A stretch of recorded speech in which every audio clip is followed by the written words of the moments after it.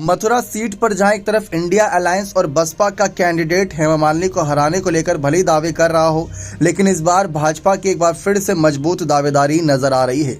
इस बीच मथुरा के बलदेव में अवेरनी चौराहा पर रालोद और भाजपा की संयुक्त चुनावी जनसभा देखने को मिली। जी हां, जनसभा का आयोजन हुआ जिसमें सांसद हेमा मालिनी व राज्यसभा सांसद जयंत चौधरी ने पिछले संस्मरण सुनाते हुए सभी को भाव विभोर कर दिया। राज्यसभा सांसद जयंत चौधरी ने कहा कि देश में मोदी गारंटी चल रही है। मथुरा में जयंत चौधरी भाजपा प्रत्याशी हेमा मालिनी के रिकॉर्ड मतों से विजयी होने गारंटी लेता हूं। सभी उपस्थित लोगों से हाथ उठवाकर आश्वासन लिया। जयंत चौधरी ने भारत रत्न चौधरी चरण सिंह को दिए जाने पर भारत रत्न चर्चाओं में था और नरेंद्र मोदी सरकार का बहुत बहुत धन्यवाद आभार प्रकट किया।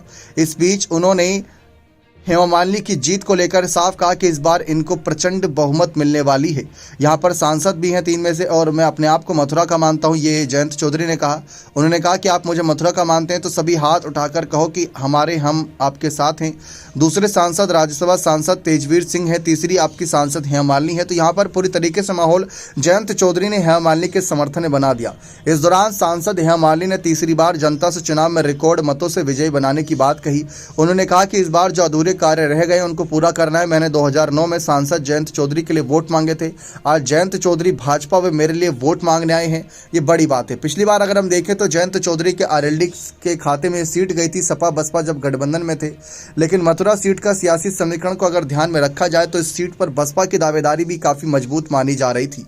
लेकिन पिछले कुछ हार के आंकड़े अगर हम देखें तो हेमा मालिनी ने एक तरफा जीत दर्ज करी है, लाखों वोटों से जीती हैं। यहां तक कि साल 2014 में जब जयंत चौधरी मैदान में थे तो हेमा मालिनी को 5,30,000 वोटों से बहुमत मिला था। 5,30,000 टोटल हेमा मालिनी को जो वोट मिले थे वो थे 6,74,000 और जयंत चौधरी को 2,43,000 वोट मिले थे।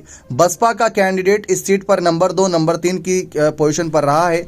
अगर हम देखें तो अभी तक यहाँ पर कांग्रेस ने मुकेश डांगर को उतारेंगे इस चर्चा, लेकिन नाम तय नहीं हुआ। पहले विजेंद्र सिंह जो बॉक्सर हैं उनको उतारे जाने की चर्चा थी, लेकिन वो भाजपा में ही शामिल हो गए। इस बीच हेमा मालिनी की ताकत बढ़ाने के लिए यहाँ पर जाट समुदाय को साधने के लिए जयंत चौधरी उतरे, जिससे बसपा के सुरेश सिंह के लिए मुसीबतें बन गई हैं, क्योंकि सपा का यहाँ पर कैंडिडेट है नहीं, कांग्रेस का कैंडिडेट है।